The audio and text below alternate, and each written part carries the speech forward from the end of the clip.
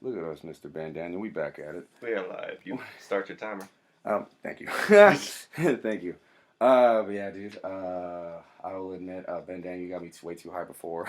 I don't think I've ever been this big before, like on my own thing. Even when I smoke by myself, and I'm just like going bowl after bowl. I've tried to smoke like joints, but I can't smoke joints by myself because I'm just so used to handing it off to someone. It gets And weird. I like the I don't break. like smoking joints myself either. It's too harsh for me. Maybe I'm just being a bitch about it. I don't know. It's just like my weed is what happens when you condense $1,000 a day pill habit into an $800 a week weed habit. Yeah, like I said, that very same blunt that fucked me up. What is it? You were like, yeah, I had 4 of these before, and I'm like, today you had 4, like in total today. That's a lot. The thing is, I smoke to deal with my massive levels of anxiety. Right. And if you've ever been around me for longer than 2 hours when I'm not smoking, you Right. know how annoying that is. I get that. Just like not living in the moment type shit. Yeah, I get really future anxious. I get also past anxious about things I have done and can't correct. That's a problem for me as well. I let myself sit in that loop sometimes, and then like sometimes like I saw like a Bill Burr clip where he was like he was like he's doing advice, and he was like, if you feel yourself in that moment, you just gotta sit there, acknowledge you're having it, and just get through, just deal with it and like be productive or whatever, like. Because, like, no, I mean, sometimes you can just let yourself, like, stew and get lost in it. But I'm like, but then just, like, having a bowl or smoking a blunt. Yeah, it could get me pretty out of it pretty easy. The worst part for me is, like, I know I'm about to be crazy. And I can even warn people in my general area. Like, I'm about to be really emotional about this. It's going to be annoying. You should just, like, leave me the fuck alone until Friday.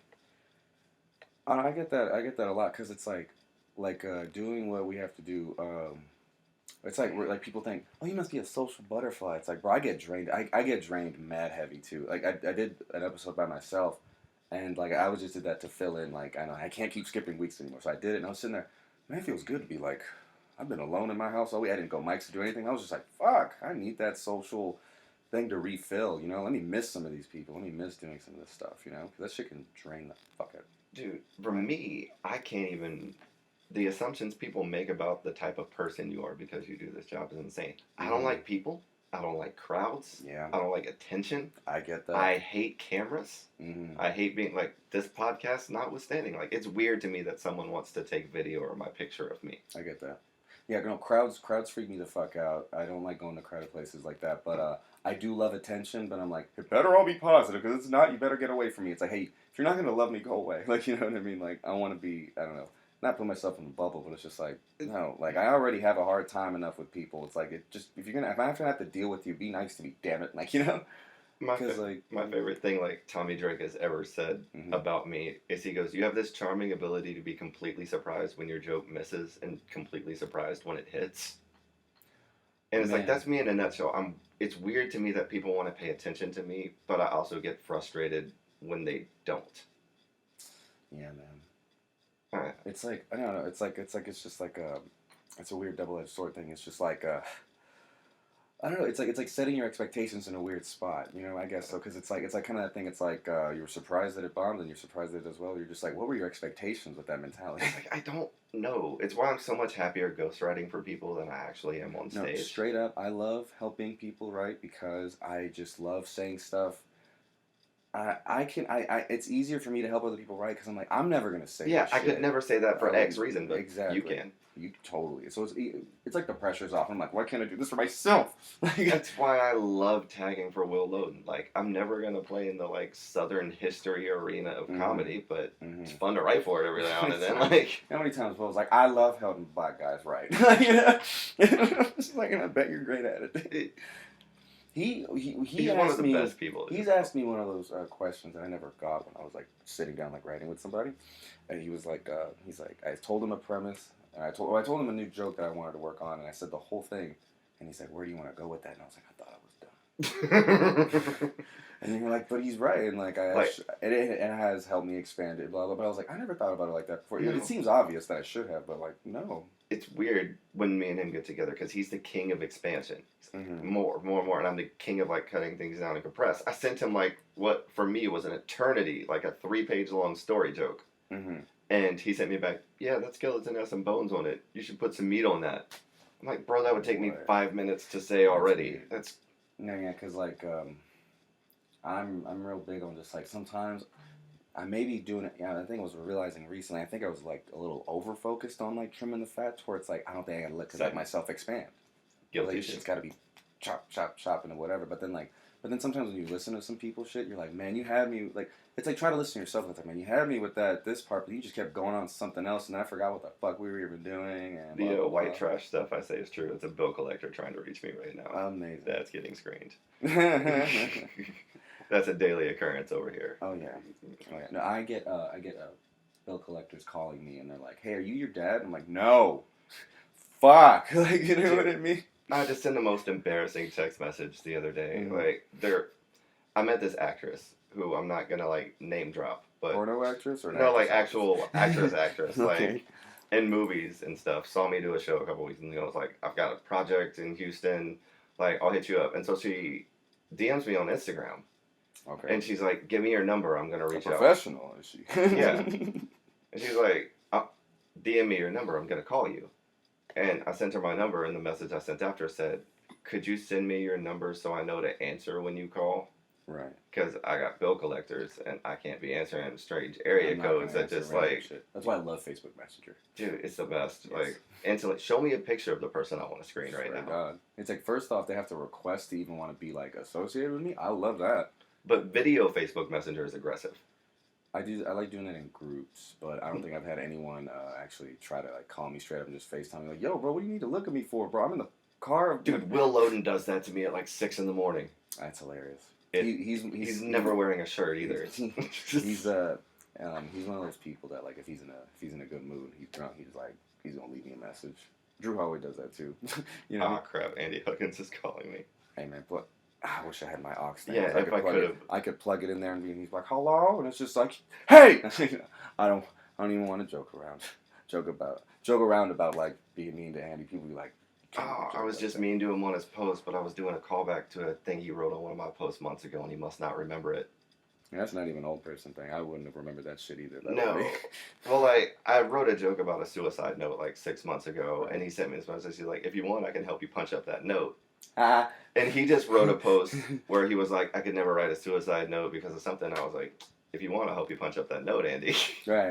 And so now Facebook thinks I want Andy Huggins to kill himself. That's great. Let me clear up that when we get out of this podcast. You know, it's so funny. It's like I totally forgot. Like the few times I've like had a chance to like sit down and talk to him, like on the way to like shows or whatever, just to give him a ride. Just talk a lot about AA stuff and sobriety stuff. It's all just sobriety stuff and writing. And I'm just like, oh yeah, that's why I like talking to Ben. You know what I mean? It's like, yeah, it's just like just talk about the process and be like, hey, bro. He's been so key to tell me to just like calm down sometimes. Yeah. He's been great in that aspect of it. Like 30 plus years sober. I hate the word inspirational, but it really kind of was to me to know somebody could go through stand up sober. Yes. And be as good as he is, as respected as he is. Yeah, the year that I was sober on probation, I was very scared that I was going to be less funny. But a lot of people told me, it's like, I don't know what it was. I guess you were just more miserable, but I think you got a lot funnier, dude. And I'm just like, cool. Like, you know, I think there was just like a little like, I don't care anymore. I need to fucking let it go. You know what I mean? I couldn't get lost in being like hammered.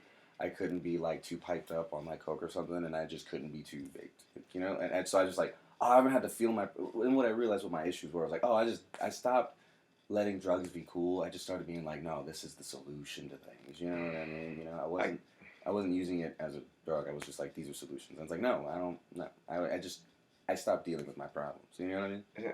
It's kind of why I get uncomfortable when people ask me and get into the why you got sober. Is like, because my brain made a connection where it realized that detoxing was super painful. And it's that moment of clarity, they say, right? Yeah, I was like, you deserve to suffer. So as the more miserable sobriety got for me, the more I'm like, yes, this is what you deserve. No. Like, bask in this fucking misery. Like, learn your fucking lesson. Yeah, eat it. Like, that's... No, because like when I was sitting down in that, like, cause I was like, I had fucked up with my probation, so I had to like sit down and do a drug counseling class. I wasn't initially supposed to be doing, but like I put myself on it, and I'm sitting there getting mad at myself, being like, why am I here? Why am I here? And I'm like, oh, there is no more why me. It's because of me, like type shit. So that was my moment. You know, I was just like, oh, I can't stop getting mad at everyone because it's just me refusing to be honest and deal with my shit, bro. That's exactly it. Honestly, when I went into it, like, I got really, really sick. And so I was like, you're about to die. Right. So I went into rehab What's with... more important? Well, it was like, maybe they can like prop me up medically and I can get a couple more years. Was my approach when I went into rehab. Yeah, the justifications or like the Sure. reasoning you'll make. Yeah, it's Yeah. like, I'm pretty sure I can like, chill out for a little bit, then get right back into it. Yeah. And it didn't take till like the second week I was in outpatient rehab. Mm-hmm. And it was just like, I kind of always assumed that rehab people were a different level of fucked up than me. Mm-hmm. And I kept waiting for one of the people's stories to be like worse than mine, so I felt better about myself. Yeah. And I realized I was the person in all of these rehab meetings that people were staring like, he's the next one to die. He's the fucked up one out there. And I'm like, I'm the example story in rehab? That'll make you feel some type of way about yourself. Yeah. It did. Like, You're the poster boy? Here's the thing that fucked me up the most. And I'll tell you, this is going to sound so dumb. Don't be this guy, guys. Like, yeah, but go for it. I used to hear Eminem rap about being on pills all the time. Yeah. And I was like, me too. And I always used to think, man, if I was ever like celebrity rich, I wonder how much drugs I would do. Right. And he put this article out for his like 8 year sober thing. And he was like, at my worst, I was up to 20 Vicodin a day. And my brain was like, at your worst, you were at 100 Vicodin a day. And I'm like, I already was doing rockstar levels of drug. And that's when I realized I had done it all. Yeah. Like, there is no past of where I've been. I've done all of the things you can do with drugs and felt all of the feelings. Like the Pokemon. And I've none caught of it all felt, of them. and then at some point, after all those different feelings, it always is the remaining feeling you'll have is, yeah, that shit, I don't feel good no more. Dude, You know what I mean? It's never worth it. Someone told me, it's like, man, the party always stops. The party has to stop sometime. Nah, I'm a big fan of procrastinating your issues if you have the luxury and can. Word of God. Like, there are certain things in my life right now, I wish I could take just like a week off of thinking from them. Give me and I get why people manage that way. Mm-hmm. I just don't have any self-control, and it's a miracle I stopped the one time. If I started again, I would never stop. You go. Yeah, I get that. I get that. It sucks sometimes. Like, it sucks especially when you hang out with, like, a Brian Biggio. Yeah. Which is, like, yeah. It's like actually talking to cocaine. Ha! yeah. yeah. Straight up. So, yeah, that year and some change was just fucking, like, that I had to do it was terrible, but, like, you have Love to you, go Biggio, ongoing. but that's true. You just, yeah. Anyone who's ever met Biggio knows that that's not releasing any trade secrets. Oh, yeah. I mean, people who listen to this know all of us. Hopefully, I'll keep doing it and we'll get famous and everybody will know us. Hey. No, but, like, I can't wait to get canceled. Then I'll really be famous. You gotta give me a career to take one. I know, right? Jesus Christ. That means I had something. You're absolutely right. I will be so happy. Cancel me whichever group comes for me first, man. I'm not marching for an A, y'all. Mm-hmm. It's like that thing we were saying earlier about, like, hey, man, look at the problems you're having right now. That's how you know, like, you leveled up. You getting canceled from your celebrity status, like, man, that's only celebrities have these problems. That means I'm a celebrity. But I made it enough to be taken down. That logic's kind of like... That's being a great loser. Your Me Too scandal means you at least got laid. Yes, but... There's a whole middle ground you're not talking. There's a gray. I'm bad at metaphors. I get that. We don't... Yeah. You know what people don't really like? You know what people don't talk about rape stories is? The smashing. I'm kidding. You know, but other than that, how was the sex? Right. Now, connected on some level. Oh, Ben. I wouldn't expect anything less from our conversations. I use the hashtag #MeToo all the time when I'm just agreeing with mundane things. Because I don't feel like they should be able to take a whole exclamation out of our language. It was a perfectly valid phrase of agreeance until you made it all rapey. I was like, I like the Astros. Me too. Dave Chappelle had a joke like that. He's like, hey, Dave, you going to the comedy club? I am also going to the comedy club. I get that. No, and then I was listening to Flagrant 2, and they were like, let's stop calling shit things. Let's stop giving a name for everything. You know what I mean?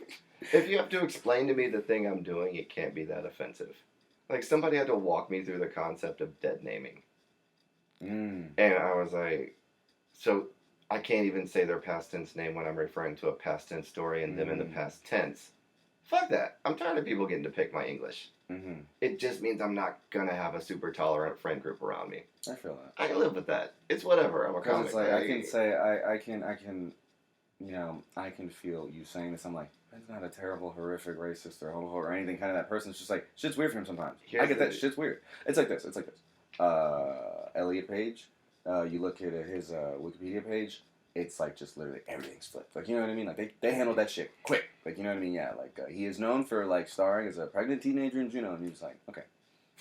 But me on the other side of it, I just don't go against it because I'm like, I don't want to fight that battle. Here's the thing. It's what they want, I guess. So I'm like, it's what they want, but here's my stance, and here's the one hill I will die on. Okay. No matter what your cause is, yeah. No matter how right it is, I'm not obligated to care. Full stop. Because I put all of my care into the one thing. It's like how I don't care about politics and stuff, and people get mad at me for not caring. Yeah, I get that. I'm entitled to not care. I get that. I'm entitled to not march, to not donate, to not support, to not be an advocate, to not be an ally. I'm entitled to not give a fuck about any section of your problem. But also, like, some people think just like, I don't care about these things. They just means you feel some type of way. But it's like, no, I just don't. I put no thought into it. I'm so neutral on it. I can't. I feel that. I get that. Not worth the time, because all of my spare time, like, I don't have enough energy to hate something. I'll spend years talking to addicts in recovery, trying to help. Mm-hmm. Like, I know where I put my helping energy, and I feel like it takes all of it. I get it. I have a cause I care about. It's like not 50. Yeah, it's like that thing I said where it's like there's like the extra drama around like just being in a social setting and blah blah blah. And it's like at the end of the day, I'm worried about this other shit. I don't want to care about this stuff anymore. Facts. About like just like people's drama going on around me. I need to worry about my shit going on. It's like you only have so much energy and mind power to do a certain amount of things, and I get that. I wonder how some of these people even get time to write, and then I realize they don't. I don't know. I totally get that. It's so much drama. Mm-hmm. I don't know. For me, I guess, and that thing we're talking about, just like being miserable and like, sitting in your misery, like when you first kind of realize it, after I like, for me, like it was a special case where it was like, okay, like it's literally court ordered thing. I have to do it and I don't want to go back to jail. Right. You know what I mean? So it's just like, thankfully I had something to keep me going, but it was just like, all this shit you feel, dude, you stop doing the things that brought you here, you never even got to feel this shit ever again. So then after the fact, I'm just like, I'm not going to deny myself. Life happens. You're going to get upset about some things. But I'm like, I'm going to fucking just choose some things to, like, stress over. I totally get that. Yeah. Because I'm like, bro, I'm falling apart all the time. And it's like, and, like, the times you say, like, I just need to be alone and process and be alone. Build my social media. I get that. It's such a weird profession to be getting into at the same time as sobriety. Because people treat you weird when you're a comedian. As somebody who spent 33 years not as one, and these past 2 as one, it's different. It's weird. I don't like it 100% of the time, I get that. It's just like you were saying, like, you're worried about the attention stuff at it, and you're just like, bro, I just want to be goofy and say some funny shit. You know what I mean? I don't want people to come after me like that. And I mean, like, and like the thing about the pictures thing, it's just like, I'm here to do it for this. Not for that. Right. I get that. I'm here because I think some of the things I write are funny and nobody else will write or say them. You kind of want to just get in and get out type shit. I really kind of do. I can't judge you for that at all. No, I don't think anyone could blame you. I think people are like that, bro. If I could go to any job and just punch in, punch out and not fucking care about anything. Hey, buddy. Bye. No, I'm gone. Nope. I get that. It's just, the thing about this thing is there's no rules. It's so freeing to be able to do the thing you want to do your way. It's just so weird to like hear you say like how much like you hate like social settings and like it's like we both are like that where I say like I hate being around people. It freaks me the fuck out. I don't get people, but it's like then why do you want to be on stage and tell jokes to make people laugh? It's like because we're humans and we want to laugh. It's the closest thing I found to heroin. So I quit it. Yeah, and you know what, man? For dude, I have to say, like, just the more I talk to you, you're so well spoken for a heroin addict. Like, you know what I mean? Thanks to the white privilege, maybe. I had parents who got me books, and I read a lot. I get to see you're just like, I don't know how to accept this compliment. I'm just deflect with some white shit. That's all I do is deflect compliments, man. I don't like them because here's the thing in my head whenever people say a compliment to me. They lying. Whether you're telling the truth or not, remember that 3 years ago I was shooting up in a rusted out minivan in my friend's backyard. That's where I was living. Like, let's not pretend like I've done things right or gotten shit figured out. My life's a train wreck. Yeah, but I like accepting you as you is right now, and I think you're pretty cool. So I think it's more of just like, I think that's that anxiety of just like, hey, man, I've done all these things. It's like, hey, I hate you. Hey, you no more. We're not. It's kind of the thing. It's like, deeper thing about cancel stuff. It's like, it's like, bro, you were just being a fuckhead to yourself. You ain't hurt nobody but yourself. Blah blah blah. It's like I'm not gonna hold you accountable to that shit anymore. It's over. It's done. Like as long as you stay on your point, what you've been doing. So it's just like I'm gonna come as you are, and you're pretty chill. Well, I have to feel like at some point, like I know I said some things during the 2 decades of hard drug use that are gonna get dragged back up in 35. Bro, I mean, if anybody, I think about it, like I'm 26. If everything we were supposed to say in our fucking childhood all the way up to our 20 or right to our 30s start, and then even then, like you talk to some fucking. I talk to more 30-year-olds, and they're just like, oh, they're just like me, just 10 years older. Same thing, same period in life. You know what I mean? It's just like so. It's like these this entire fucking 3-4 decades of being an underdeveloped, still learning mind. I'd have to have like never done anything wrong, ever. Like you know what I mean. And I'm not talking about who can hit that standard. We're talking about things we say, like the ridiculous things we say. You know what I mean? You rape a chick. That's a different story. We're not Brock Turner. But yeah. like, I made a Sandy. Yeah, I never went to school. Okay. I wouldn't do that now. Right. But if somebody pulled her up, they'd be like, it's like, you know what? A lot of it's like, just thank me for learning. Right. Like I used to be a piece of shit. Whatever you want to put on me from 2003 to 2019, I will. Always, you win. You're right. Yeah. I fair. I get that. But it's like, hey, what is the whole point of just like, hey, self-care, growth, and blah, blah. Let me grow. I was not. No one's perfect. And it's like, I just that fake perfection. Man. And I think that's what it is. It's just like, it's what's weird about groups and people and like normal social stuff. It's like, there's a fakeness about this. No one wants to be real. You're only vibing with me right now because you're only vibing with me right now because I'm chilling right now. If I was like having a mood, you'd be away from me. You know what I mean? Like, it's like stuff like I'm putting up this fucking face to be around these people and I don't want to be here. That's the one thing I learned by almost dying is that life's really, really short. Not to be cliche. No, that shit freaks me because like I've almost died a few times, and I'm like I'm already freaking out about my mortality, and I was all the time. Gotta get it done. And to me, it's like I don't have time to spend around people I don't like or love anymore. That's my bar. If I don't like or love you, it's not. Mm-hmm. I got too much to do. I've said it myself where I say I only like I can't. Just because somebody's coming in just around a lot, I'm not going to immediately. I will be friendly. Hey, what's up? Bye. But it's like I don't have that much space in my heart to love everybody, to think. I have a whole space in my heart and brain to think and like feel about a whole other human being. You know what I mean? Because that's a lot. People are a lot. It's an obligation. If you love the wrong person, it can be hours. Your mood. That's what's good about certain friendships, to where it's like. You got to be in touch all the time. Like, me and my high school friends, like, we'll go years without seeing each other, and then something happens, and we just meet up, and we're just like, just pick up right where you left off type shit. Like, no stress on a relationship. Just don't be an asshole to each other, and then, like, hey, we're free. You're free. Let's hang out real quick. No stress. We're just hanging out. You know what I mean? It's why I kind of, like, I've gravitated towards the busier people in comedy, because busy people respect busy people more than, like, lazy people do. You know, and it's not.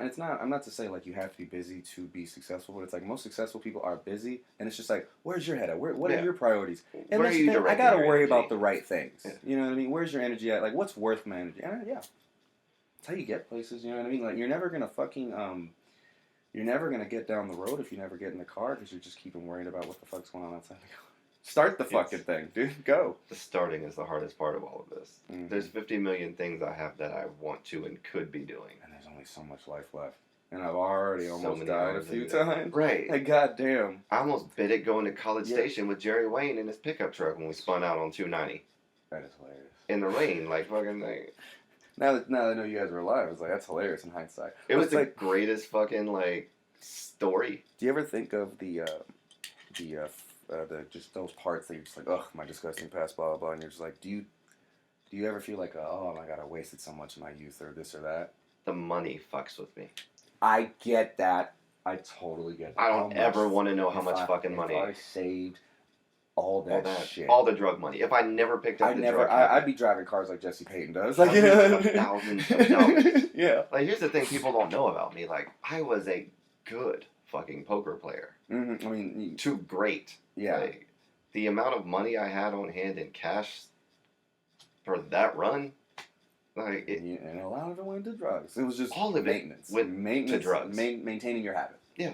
I get that. Maintaining my addictions. And like me to a smaller scale, like, bro, when I was just in my drunken flux, like just like a bender. It was just like, bro, I have this amount of money. It'll get gas to get me there back. And to have this much, and to have I was budgeting my high for the day. It was a day by day thing at that point.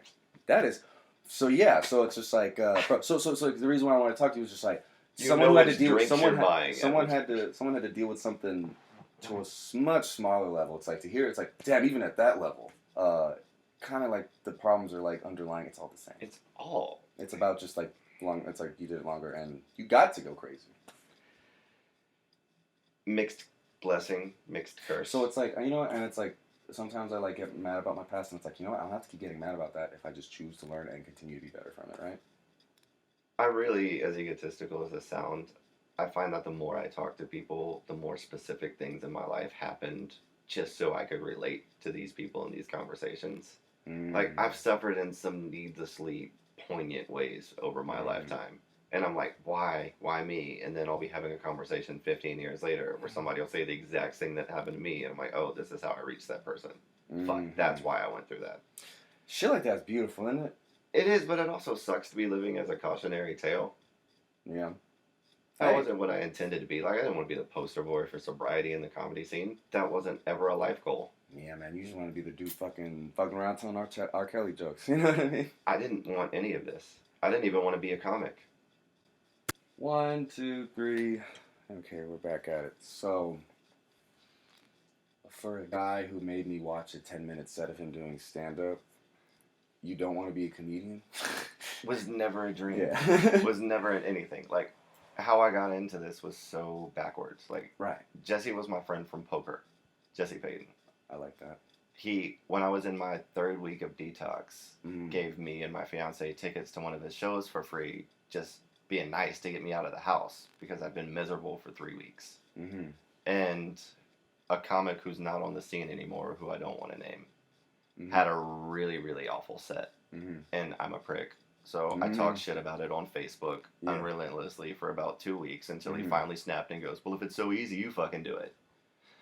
You can't say that to me. I'm a gambler. Yeah, they battled you.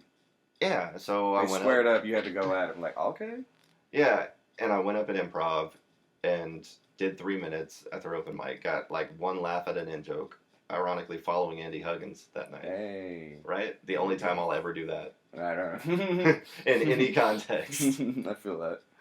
And I got a laugh, and, you know, after I got off stage, Jesse was like, yo, you're actually not awful at this. You should do this more. But at first I was staying in, for the first 3 months I was in stand-up, I was trying to get good enough to bury the guy I talk shit about. That was my sole focus, sole energy. Shit, you crushed that guy ain't even here. I did, and I did it on stage once, and I'm like, well, I'm here now. Do I want to stop this thing that kind of took over my life in a hurry? Right.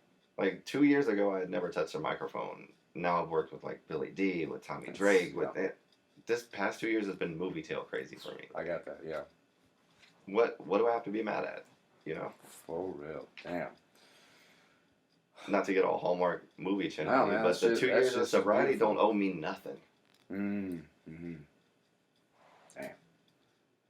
Just let you guys know out there, get sober. You might start meeting some really awesome, funny people. Like, all of my friends are pretty much friends I've made in the past 2 years. Which is weird in a sense. No, I totally, because like a lot of the people I'm real close with right now are people I've met in the last few years. But it's I think it's because it's like it's during like a growing period. Like there's a lot of new people they loved you through a lot of your bullshit, and they're still loving you through some bullshit. And it's just like, but damn, like I'm like you're a better person now and stuff like that. So it's just like they're being friends with the better version of me. Yeah. The version that I mean, the fucking dude you like, I mean, because like heroin bed's dead, so it's just like the guy you just like worked your ass off to be now. So it's like they're friends with that cool dude, Ben. You know what I mean? And so that's what it is. And like same thing with me. Like I know I've been a prick to lots of people, blah blah blah blah blah, and like and there was a moment where I was just like, man, to have like the nice people that I have around me right now, it's just like I have to have done something correct in this. So it's like real cool.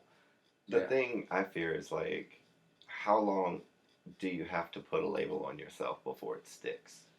Like, am I more the drug addict I was for 20 or the sober guy I've been for 2? How long do you have to establish yourself in this new version of yourself before you can let the other one completely go? I totally get that because you don't want to live. You don't want to pigeonhole your personality into one thing because you're more than that. I get that. Well, it's also like they also for all of the inspiration I've been for all of whatever I've been in sobriety to all of these people. Mm-hmm. There's still that voice in my head that tells me the same thing that I got told day one when I checked into rehab. The reason I have this damn tattoo on my arm with my sobriety date to remind me to humble myself because no matter how well you think you're doing, 92% of the people who relapse do it in their first 2 years. Mm-hmm. You're talking about being one of 8%.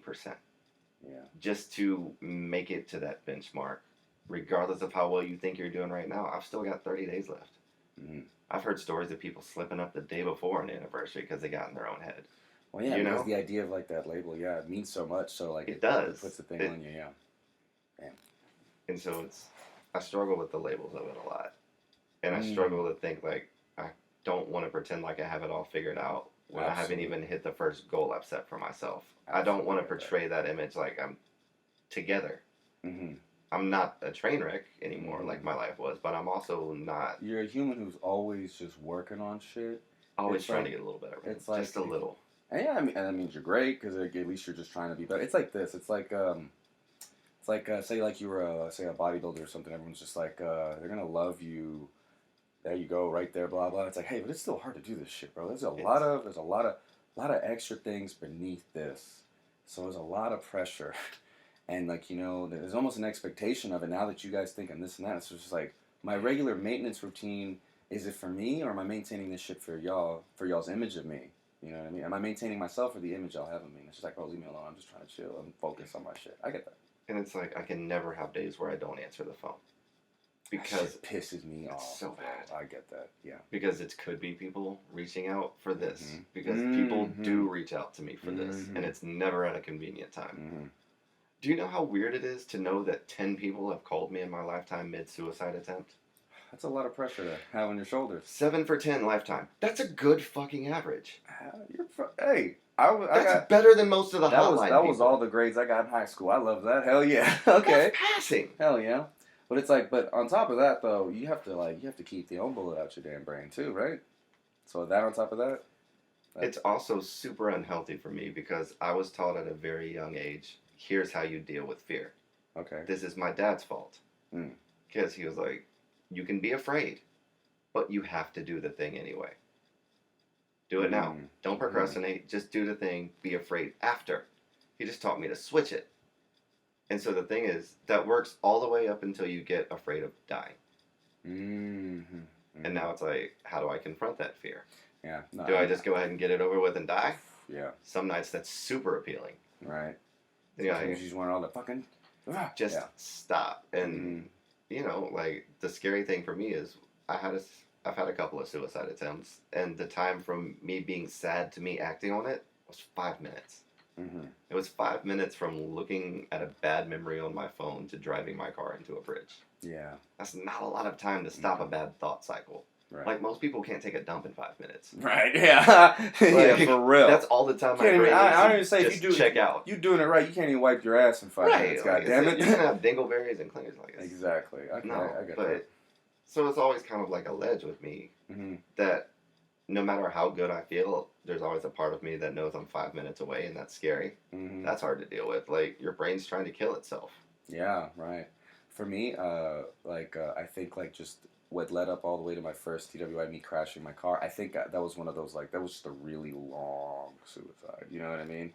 And I just, like, bro, honestly, there's sometimes I think, I chopped down a tree with that, like, that same car I have. I just had a similar version, and I chopped down a tree with one of those things, and I was just like, I was blacked out, but I was like, I wouldn't be surprised if that's probably how it ended up happening. I'll like, you know what I mean? It's just like, cause like that moment was there, and it's just like, damn, I think I just got lucky that I somehow drunk, blackout Jamal didn't kill himself in the car. But I'm like, I don't know if that guy was, I wouldn't be surprised if that guy was trying to. I mean, with all the crazy drinking and being inebriated enough to chop down a tree with my car sounds like I was putting myself on the path to a suicide. So it's like, it was like a low-key underlying suicide, I think. I'd argue the last 3 years of my Vicodin binge were a suicide attempt that just dragged itself. Because every single time, without fail, I took them, I'd be like, is this the overdose? Right. You know, like, Is this the getting your car all fucked up? And it's like, is this the time I don't make it home? Is this the one? Like, I do it at sleep all on the night. Like, is this the night you die in your sleep? Man, are you about to Heath Ledger it? Sometimes laying in bed, and I'm just like, oh Jesus Christ! I did this too much. I'm like, is this it? Like, not even joking around. It's just like, is this it? Like, sometimes you do the wrong thing, and you're like, this is it. Mm-hmm. Like I tried Seroquel once. It's some sort of antipsychotic that somebody gave me to help me sleep. What? It paralyzed my breathing. I was super drowsy, couldn't talk, couldn't move, and I was having to physically make my brain think to breathe. And I remember thinking, like, I'm not going to be able to do this when I fall asleep. Because it's like, bro, like, clearly, I mean, like, antipsychotics are things to, like, shut down things in your brain, and you're not crazy. That's a fucked up way to find out you're chemically not insane. Because it's like, well, we don't know what to shut off, so you're not going to breathe no more. The fuck? So many times I should have died, dude. And, I mean, like I told you earlier, I skipped 4 once. You know what I mean? That kid was 10. I don't know who wanted his ass dead. He's at least. But you know what I mean? So it's just like, nothing makes you, okay, like, so like, facing something you're scared of, what does that look like when, like, I have to, like, get used to my own mortality, you know? And for me... We both clearly we're almost there. For me, it comes with stalling. Procrastinating. You focus on the thing... You realize you're 89, you're like, tight. Yeah. You focus on the thing you have to do next. And for me, it's like... Literally the cheesy things from AA one day at a time. Yeah. For me, it's a little chunk of time at a time. No, and they even say that. Sometimes it's a fucking hour at a time. Sometimes it's a minute. I span the other way, too, because it's like, I have a show on the 29th. Bro, and I gave my word that I would be there. Mm-hmm. And I'm like, if I kill myself, I can't be there, and that'd make you a liar, and you don't want to go out like that. So it's like, I know I'm kind of okay between now and the 29th, because I said I'd be a place, and I can't figure out how to kill myself and be a place. Mm-hmm. But like the first, all bets are off again. And that's not a healthy way to make it through, like, jumping a little 3-week increments. Because so, you know, I have stuff like late February too. I'm just like, I'm glad I can worry about that shit now. It's just like, and it's like I never thought it was just like this, like, self-care was you actively being like, let's not die up until that point, because like there was some, I mean, shit, I couldn't go to work. They couldn't find me at work after a few after they're like, hey, where you been? It's like, jail, because at first the hospital, then they took me to jail. You know what I mean? So it's just like, it was like that thing Andy was saying, but he told me once, he was like, you were reliable. And I was like, bro, I ain't gonna go out like this. Why? Where's Ben? Dumbass died in his sleep last night. It's like, he would have bombed anyway. Yeah, but you know what I mean? Can you just wait for the chain of people, if I die, being like, did he overdose? Did he overdose? Did he relapse? Bro. They're kind of, it's kind of fucked up. You know what? I mean, it's like the extra pressure of like just being sober for yourself and other people. It's like, I bet most people don't like other people. I wouldn't be surprised if those asses being like, just drink all day. Oh, I get it all the time. Biggio's like lined up coke for me before. He's terrible. He's an awful person, but he's like also one of my best friends. I've ever had. Because I understand evil, so I swear to God, I get Biggio on a core level. Like I get that. Yeah, I love forensic files, bro. I read about you kind of guys all day. Like, I'm never gonna meet another sociopath. Like, this is what it's like without feelings. That's cool for you. How close can I get to a sociopath without getting moited? Like, it's kind of nice. Well, like, once I picked up that he's probably just like the chop up hookers type of sociopath, I'm not pretty. I'm fine. Ha!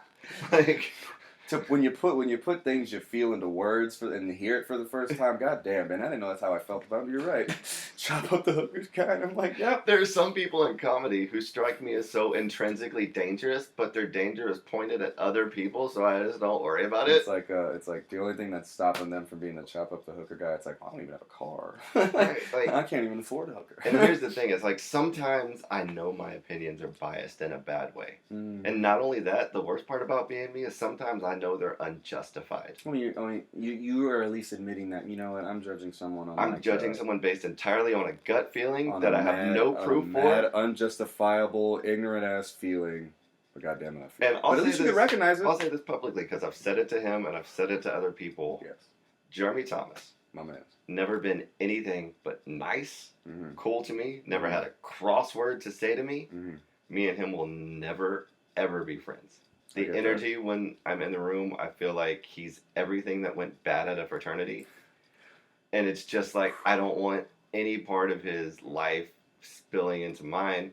Dude, We were at an open mic, and he tried to dip his chip into my queso, and that's the most serial killer shit I've ever heard. I'm sorry, but like the frat thing, that thing where like I thought this, I could never put it into words before. Cause I was like, man, sometimes the way he talks, I'm like, bro, you sound like a dude who's trying to be cool in college, but you're 30. Like, that is so funny. God damn it, Ben. You just say the things that are in my mind. It's like, I thought it and you said it, and, you know, when I was thinking it and you said it while I was thinking it. I love you, dude. That was like 15 years ago. It's like, everybody thinks these things, I think, but nobody wants to be the dude to say it. And then I realized nobody likes me anyway, so what's the harm in saying the shit? God damn.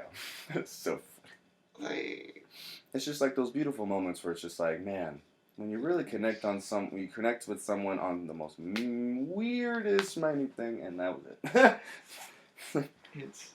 And again, I'll say, funny dude, been completely decent in person. I have no leg to stand on with this it's opinion. One of those things, no offense to you, Jeremy. I can't handle it. It's one of those things like, hey, you've been nice to me, but Jeremy Thomas, you go fuck yourself. Yeah, it's fuck you anyway for me, and it's going to be that way forever. Like, I'm never going to give him a chance to prove me wrong because I don't care. I've got enough friends and time commitments to where I don't care if we're ever cool.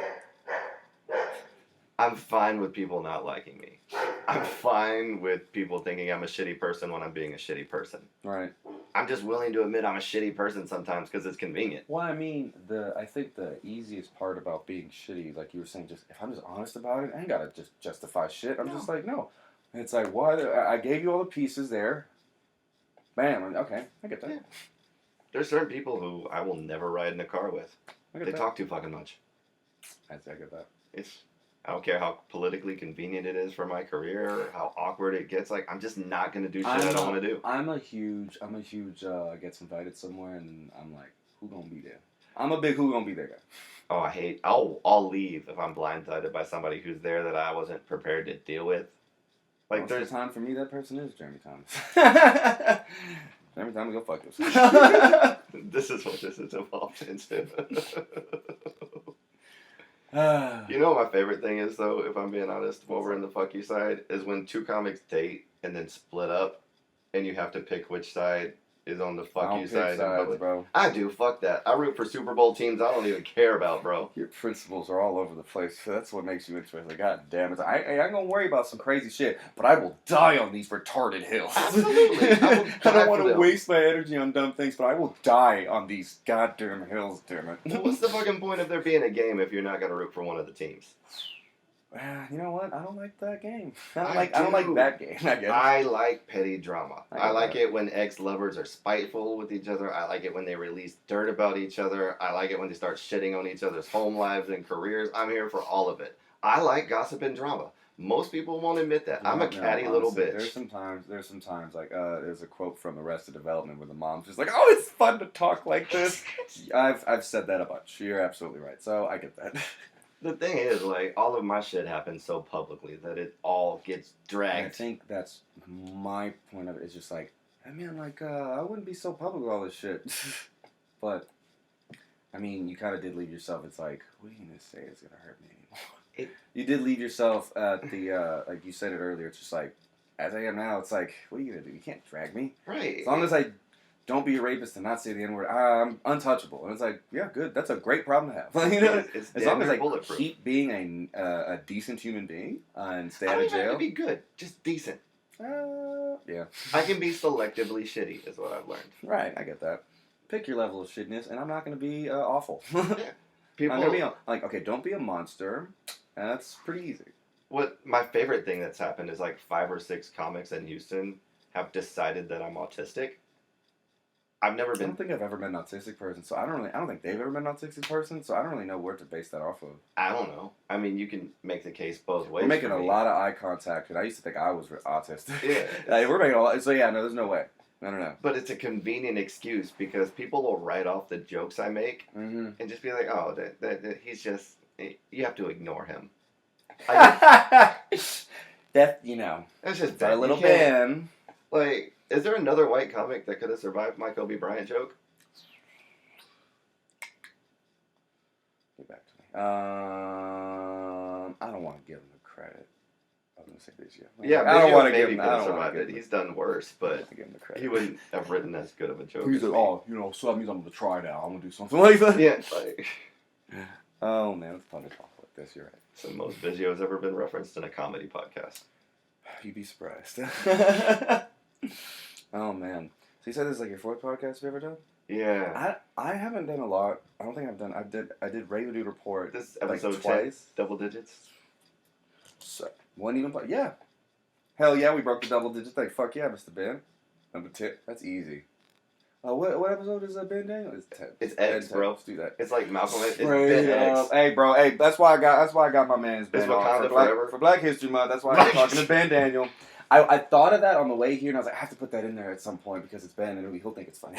It was hilarious to me, dude. I got booked on a show at the library during last Black History Month for Ken Mills with fucking E. Green, Marley Marr, like just whatever flyer you're picturing in your head. It's not even covering how beautiful that flyer was. I just walked in there like, I think y'all booked this wrong.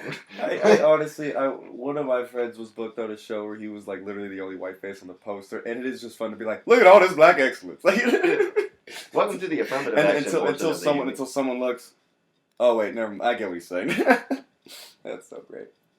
It's like the hardest problem comics have is how do I get the attention of a room? How do I make them watch me? Be 6'4" and white in black clubs. That problem goes away. That's pretty. Bro, you look like somebody who's like, how'd you meet this guy? I met him playing basketball. You look like the guy who wears like the t-shirt under your jersey. You look like that guy with long, goofy stuff. He's like, he's good to pass it to. That's how he... Look, all I'm going to do is sit in the corner and shoot threes. I'm going to clap on the bench, give you a towel and some Gatorade, give you 6 hard minutes to hustle the game, commit 3 fouls, and go home. That's cool. I like that. It's like that thing of whenever you see like a group of people and you see like one white person, and then it's like what did that crazy motherfucker do to earn the respect? Because like, dude, doing a weekend at Philly as a what do they call them now? POC. I hate whites. Like, you know, they frighten me. But you're all right. Dude, I have the best audio from my weekend at Phil and Derek's. Like, I'm standing off to the side waiting to get introduced by Aldi Freeman. Mm-hmm. And this chick at the bar was drunk and just starts, like, hitting on me. You can just hear the background, like, him introducing me and her being like, I like white dick. Like, yeah, okay. Come give me some of that white chocolate. I was like, I'll be back in 10 minutes. She's like, well, you got to go for 10 minutes. I'm like, you see that poster with my picture on it? I got to go do the thing where I get on stage and entertain people. The only white guy on that poster, that's the same only white guy here. Like... Gotta mimic my headshot face and shit just to get recognized. This is bullshit. I need a new headshot because mine is clean shaven. They're like, you look so young. How old are you in that picture? That was last year. Shut up. Like, you know, I just got some done from a photography friend of mine. Mm-hmm. Oh, it was the ones you asked us to rank. I still vote that 2 is the best. I think it's the one you went with. Yeah. Hell yeah, that was the best one. I love crowdsourcing decisions. Takes the pressure off you, don't it? Removes the responsibility. Y'all picked it, not me. I think those people say, hey, what health insurance y'all use? And it's like, oh, you don't base this off Facebook stuff? Like, okay. You have insurance? I turned 26 in January, so I lost my insurance. Mama can't support me no more. Oh, I had that good plan insurance and like caught a death virus when I was 23. Like I had 106-degree fever. Dang. Yeah, it sucked. I was hallucinating balls. It was like 30 grand to cure me. You've had all the fun. Jesus Christ. I've had all of the bad things, dude. Mm-hmm. And the thing is, like, I've never gone to a doctor and gotten tested post my 20-year drug ban, so I don't know how much damage I actually did. Going off your hairline and your skin, you seem pretty fine. You seem pretty hydrated. you seem not dying. Yeah, but there was also like a 1.5 long period where I puked blood every morning. And that can't be Was that kind of a thing that good. Just solved itself? It just stopped. I'm not mad at that. Sometimes you just kind of let things go away and... Yeah, not to the extremes of me, like, puking up blood, but sometimes it's like, oh, my knee feels a little weird, and, like, I'll just pop it weird and just wrap it and hope to God this goes away. You know what I mean? I'm not going to be like, no. Dude, I'm 35 and my back's almost completely shot. Like, I'm turning into one of those old people where I have to, like, stretch for 45 minutes before I go anywhere. That's honestly one of the, like, when I try to force myself to be healthier and get back into, like, lifting weights and stuff, I realized, like, focusing more on my, like, back workouts, all my back problems went away. And so I'm like, damn, dude, really? I have to, like, it's not just about being sexy anymore, dude. You know these things that you hate? Like, bro, just doing that simple, just fucking grabbing 2 free weights and just being like, all of that just pops, and you're like, I'm back, you know what I mean? And also, like, okay, small little things like that. So I get the stretching, the daily stretching. I need to do that in 26, so doesn't freak me out at 35. You know what I mean? Yeah. Like, I was a Can't bounce back baseball as quick. relief pitcher, and when I worked out in college was probably the last time I worked out. So it's been a 13-year gap of just being a motionless heroin addict, which are not the most mobile of people. Mm-hmm. So I feel like I've been in a coma. It seems like you got a killer metabolism now. But, I mean, I see your care package. You have a fridge in your room. You have a care package. I see Doritos there, pot brownies. How are you, like, what's your eating habits like? You eat healthy? No. No? You a junk food kind of guy? Just all the time? I'm a fast food. I don't cook. Okay. I drive all the time. The Right. thing is, like, I'm running poker games. I'm running comedy. I'm rarely here. So health isn't really an option for me. I get that. So it's basically... honestly, because, like, when it comes down to, like, eating healthy and you're busy, you can't stop, you gotta stop to eat healthy. You do. That's the first thing to go. You have to either take 2 hours to meal prep for the week, which when I was a I don't driver always or have. a bartender, I was like, you ain't got time to eat right. I'm just eating these fucking... Yeah. It's like by the time I get home, sometimes I'm so fucking tired. It's just, I've grabbed Whataburger on the way in. There are good 2 and 3 day chunks where I don't eat. Like, I'll skip 3 or 4 days worth of food altogether. Mm-hmm. And then just, like, eat a whole pizza one day and call it good for 2 or 3 days. Like, there's nothing healthy at all about the way I consume food. It's just... I think your body's letting it slide because it's just happy. Like, it's happy it's getting food? It's like, it's not heroin anymore. Yeah, like, I've started taking vitamins. Like, I've started... Hey, that's great, actually. Yeah, that'll fuck your life up something fierce. I love it. I love vitamins, yes. I've started sleeping more. I've started doing a little bit of... It's the little stuff that's making me be able to slide on the food. Like, for me, the last thing I quit was cigarettes 4 months ago. Okay, good shit. So you're good off cigarettes? Or yeah, I'm good off cigarettes. Fuck yeah, good. Dude, you just probably... It's the energy drinks right now are the next thing that have to go for me. I get that. I can't excuse those. I was drinking a Red Bull when I got in here, so I get that. I mean, like, I drink 2 cups of black coffee every morning, but sometimes I will be down. Like, I used to be, like, a Red Bull Monster guy all the time, but now they're kind of like a special treat for me. But, like, that special treat's been happening a lot, so, like, I can be bad with those, too. I get loose with it sometimes, but I'll let myself buy them if I have 2 hours or more in a car. Yeah. Well, also, and I'm like, I'm not going to go back home tonight, so very soon, so gotta be... It's that thing of like, I don't have time to stop and be healthy. I need a fucking Red Bull. Yeah. It's that thing, yeah. Short term. Hell yeah. Well, I'm just quickest, fastest way to get the root, and then it's like, it's fastest, and it's the most effective. Red Bulls, I'll worry about the after effects later. Also, I don't like drinking soda too much, so like a Red Bull's kind of like my cheat. I mean, I've been cheating a lot. I just had a lot of bread. Dr. Pepper, never drink Dr. Pepper. That was delicious. And then that's why I buy the mini cans, because I don't want a lot of soda. Honestly, it is the perfect amount. It's like 7.5 ounces. I don't feel awful about that. Also, you gotta stop your time. I can see the red dot, and so I'm just like, I think we're good. I also deleted a bunch of shit beforehand, so it might stop in a little bit. So, Ben, so far this chunk has been a great on like your health tips, you know. So if you want to lose weight, just do heroin for a long time, and hopefully you won't die. And then just eat like a goddamn stoner. You do eat like a stoner. I do. You are a huge stoner. 1, 2, 3. Okay. I like that you count forward to back instead of back to forward. That'd be like you go in Hollywood, like 3, 2, 1, action type shit. Fuck that. No. We count 1, 2, 3 in here. Exactly. Like, goddamn it. We go in order. We ain't going backwards no more. We count how they taught us. We all about going in the future. We ain't going back no more, dog. Progress is a process, man. For real, man, bro. They over here fucking with the progress, but not fucking with the process, bro. Drew Hallway told me that. I don't know where he got it from. Dude, I don't know what I gotta fix my audio, but like my air horn for some reason isn't coming out loud enough because we've been saying too many fire things, and we haven't been hyping them up. But I think, you know what? I think it's good that we let things breathe and live in the moment. You know what I mean? But like, cause dude, it's been like, I've had a bad habit of being like, actually I can see right here. How long is this? God damn it, I said time. What time is this? Anyway, so it's like, I have a bad habit being like, yeah, I think we did this much, and then I go back. I think we did like an hour. I go back, I release a 45-minute episode. I feel like we're 54 minutes in right now. That sounds good. You got a good sense of time in your head? Dude, if they go on YouTube and this is at the like 54-minute mark, I'm going to be so proud of myself. I just called that shot. For real. What is it? Yeah.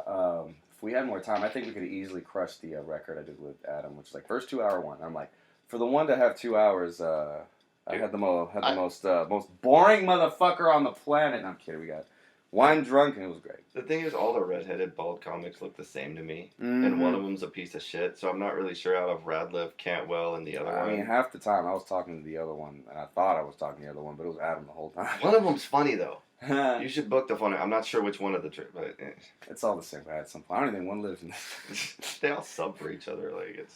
They're right. It is funner to be racist to white people, especially those dirty gingers. No, but nobody cares if you shit on redheaded people. For real. Their life's hard enough. They don't have souls. But man, I don't even want to put the pressure of just like, but man, we've talked for like damn near an hour. It's fun. It was like, we got to do at least 10 more minutes just to wrap it up and talk. And it's just like, dude, like I said, like I wanted to talk to you because like I would see your Facebook posts about sobriety and stuff, and like whether or not I make a dark joke to myself about it, I'd still be like, oh, him too. You know That's what I mean? me punishing myself. I guess, but it's like, and also it's like, I'm a bare my soul to you real quick. If you ever hear of me saying anything bad about his comedy, his writing, this straight up, most likely because I was jealous at that time.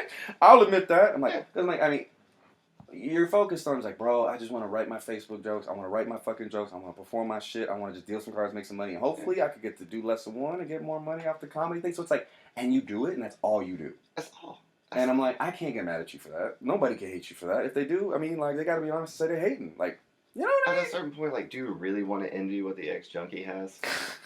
Where do you really want to be that petty? Where am I at? Like, are you that petty that you want to take the one good thing I've had in 35 years and shit on it? Nobody wants to shit on a success story. Before you know it, you'll be 45, and I think the ex-druggy thing will be like long behind you. Because like so. That idea of just like, I mean, people forget I was gay for a little while. You know what I mean? I mean, I don't know of an impolite if you're asking me out, like, if you're asking me out, that's what I mean. It's like if you're asking me out, the answer is yes. Look, here's the reason I will never ask a guy out. I don't need to find out that I'm not attractive to men either. That shit will hurt, don't it? I already know half of the world doesn't want to fuck me. I don't need to lock in and firm up the other half. When you we're talking about someone, you're like, hey man, that was the first pretty person to talk to me, okay? And I'm like, right. You said that was like a few years ago. Motherfucker, it's like I remember how you treated me in high school. Mm-hmm. I remember how all of you treated me when I was on drugs. And now I get off stage and you're trying to fuck me in a green room because you have a bad eye for comedy talent. Think I'm gonna make it? You think I'm gonna be rich and famous? Do you not hear the shit I say? That's not commercial. Fun, guy. I know, right? Oh, God. But you know what? A perfect time for the TV industry to fall apart. Because, like, bro, I mean, dude, YouTube, you're fine on YouTube. You're fine on the internet. You know what I mean? So it's like great time for fucking TV to get shut down because fuck TV. I'm fine on Facebook. I'm fine written form. The only thing I don't ever really want to do is venture into the land of, like, skit comedy. I like writing. I don't do characters well. I don't act worth a fuck. I like acting. I can't be fake. I feel that. It's too hard to manage my own thing. You got to make me be somebody else. There's enough voices in my head. I'm trying to run like a fourth one. I've got 3 concurrent lines of thought up here all the time. One's just steady writing R. Kelly jokes. One's trying to fuck black women. Oh man, what's the third one? Just finish your sentence. That's just always worried about my current level of weed and supply. I mean, don't get me wrong. Yeah, I get that, dude. I live my life like one day I'm gonna meet Snoop Dogg and I don't want to embarrass myself. That's a good way to live. You know what I mean? Because that's setting yourself up. You're like, hey, if I'm eating Snoop Dogg, I did something correct. My goal is to like be in a party with him and 20 people and just to keep smoking until the other like 18 pass out and then I get to have my Snoop conversation. That would be beautiful. And then like the picture of the party, like just like last cracker standing. the picture of the party, like before that happens, it's just like, man, Ben, shit don't change. You're still that only white face in the room. What is it? Let these people know where they can follow you. Only white face in the room. That could be your new Twitter, man. Only white face in the room. It's so good. Like, I'm on Instagram. That sounds like a good comedy special. So you're on Instagram?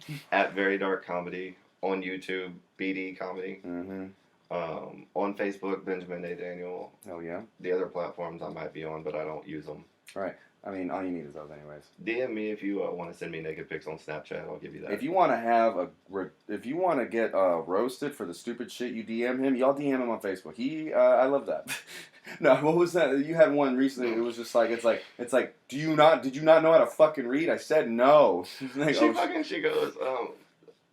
I'm looking to meet new friends and expand my friend circle. Does this bother you? And I said yes. And she goes, great, where are you from? And I said, bitch, I said it's bothering me. Learn to read. Illiterate motherfucker. I love that, yeah. So yeah, if you want to be semi-famous for getting roasted being dumb, you hit up Mr. Ben Daniel. Look, Ben Daniel, and put that S at the end of there, bro. You have some respect for my man. Jamal, thank you for letting me do this, bro. You're one of the best, nicest people in this industry. Love you to death. Trying really hard. A lot of people would disagree with you. Ben Daniel, love you. Fuck you, Jeremy Thomas, you creepy bald fuck.